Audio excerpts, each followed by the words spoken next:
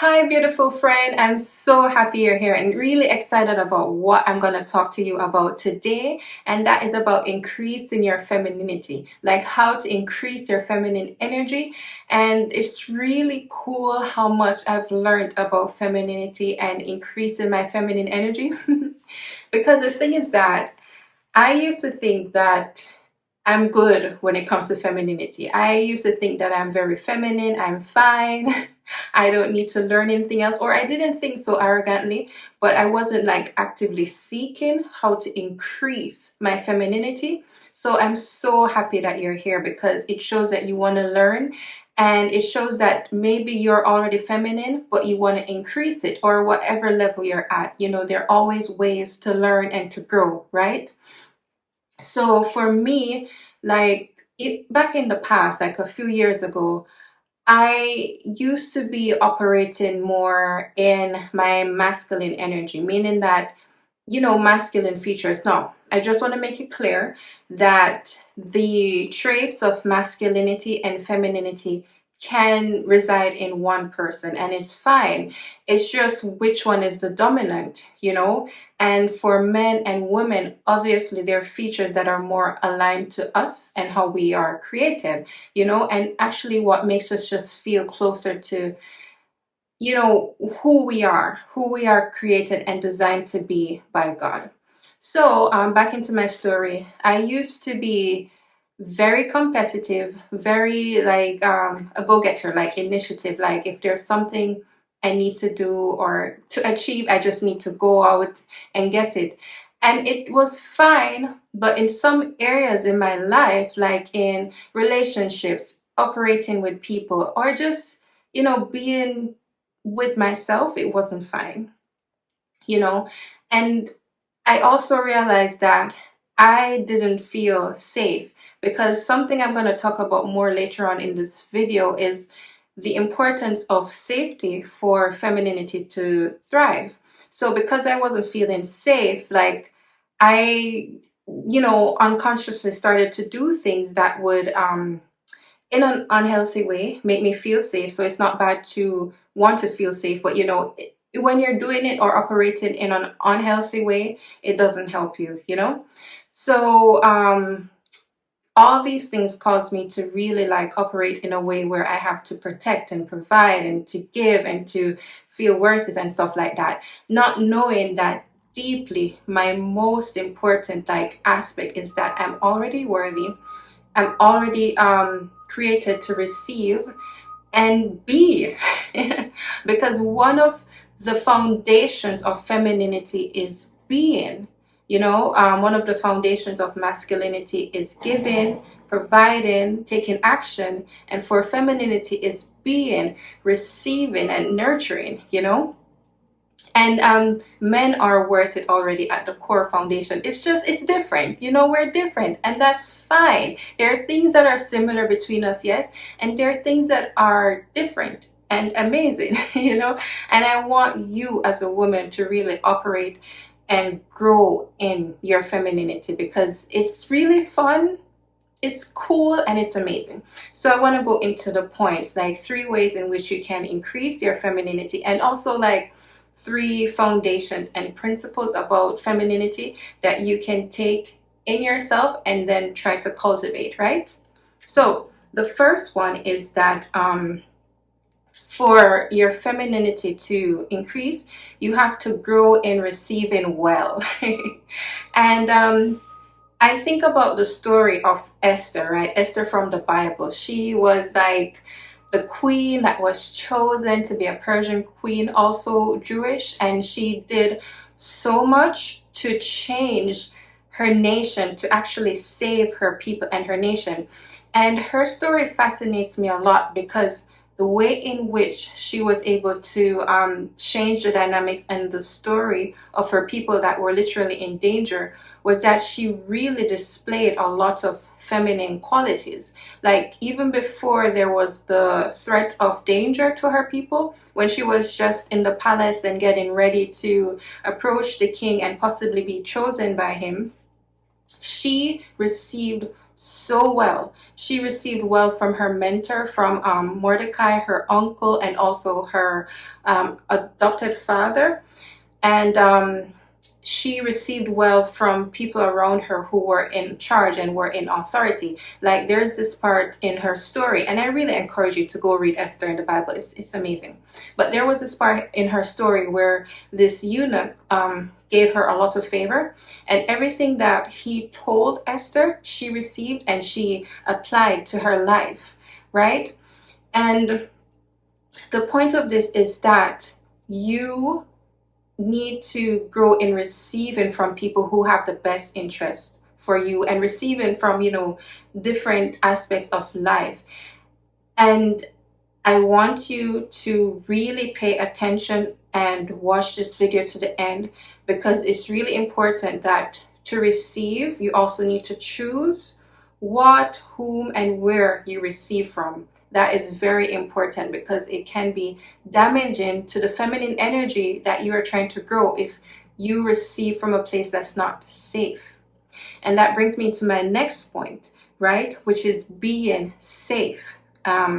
So I'm looking back and forth from my notes so that I can stay focused. So feeling safe is another aspect of femininity, right? And feeling safe involves being in the right environment, being amongst the right people, and being safe within yourself. I know that I used to operate from a lot of fear, which also caused me to go more into my masculine side a lot, because I didn't feel safe. I needed to do things that would make me feel protected. And that caused me to operate in a lot of like control, trying to control my life and different outcomes and stuff like that. But it didn't work well for me because it was unhealthy, So I needed to learn in myself that I am safe, that where I am, the people around me, like focusing on the ones who love me well and care for me, are safe. And also, like, whatever trauma I went through as a child, which is really real, I needed to heal from, so I wasn't looking at the world through the lens of trauma anymore, right? So I would encourage you to, even within yourself, do things that help you to heal. And I'm so excited because I'm going to be sharing more videos that help with your healing journey as an individual, if you need that, because I really believe that if there is an issue in operating in your femininity, you need to get healed, and you need to get healed with Jesus, so that you are where you're designed to be, right?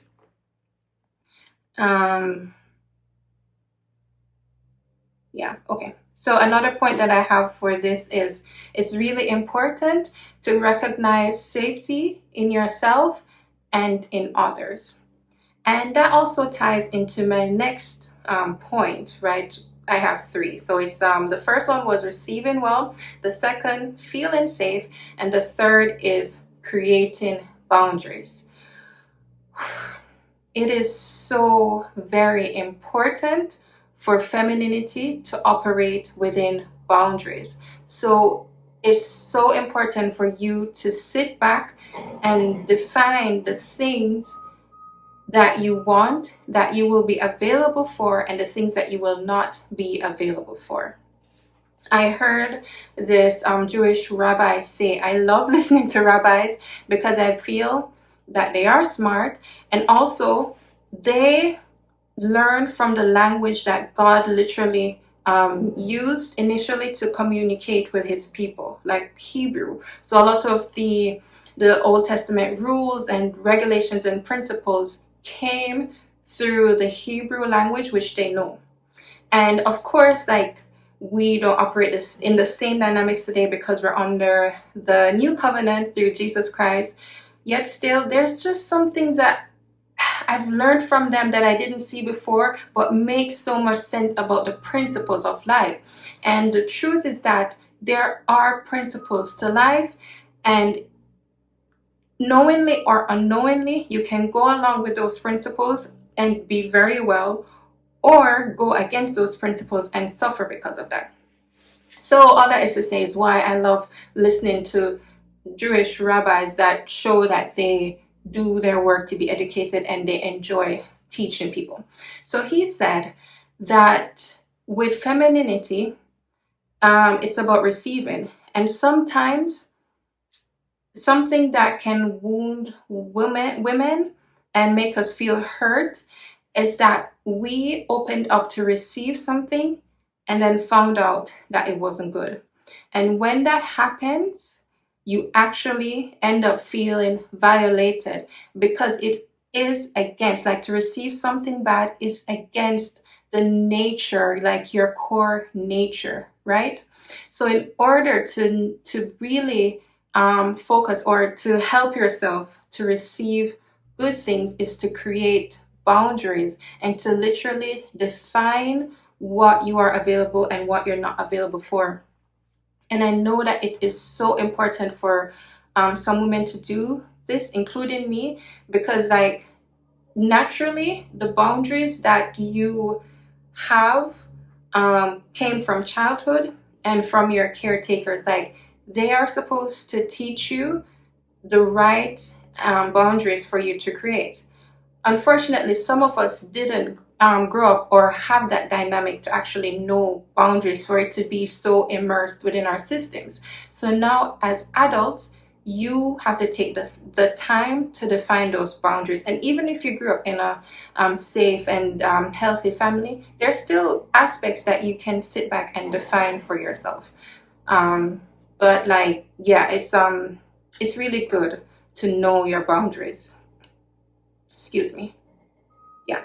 So when you have defined your boundaries, commit to them. Commit to them. Establish them and commit to them. Be so sure and secure in yourself to say, I will be available for this and unavailable for that.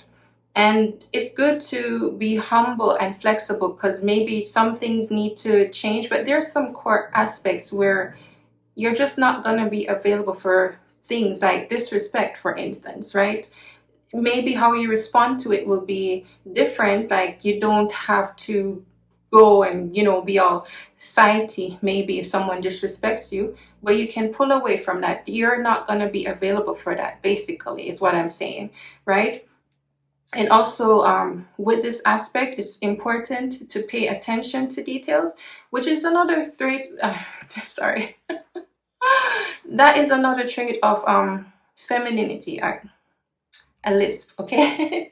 That's another trait of femininity, where we are so good at paying attention to details. So once you have established your boundaries, you pay attention to the details, not to judge, but to notice the details of what makes someone feel safe to you, and then you can receive from them. So if you actually apply these different principles and rules in your life, I believe you will be growing a lot in your femininity, right? So receiving well, feeling safe, and creating boundaries. So now I'm gonna give you like something you can do. Take the time to actually sit and define the boundaries that you have in your life if you haven't as yet. And maybe you can do that over several days and weeks. Like, if you think about different dynamics and relationships in your life, define your boundaries in them. And remember, boundaries aren't for you to be hardened. It's not for you to be walled off from society. It's for you to create fences, if you will, that allows you to know what you will receive and what you will not receive. So I want to thank you so much for watching this video and taking the time to learn from me. I really appreciate you being here. And share this with a friend. Share this with someone you know who could really receive well from this. And I look forward to seeing you soon. Have a great day.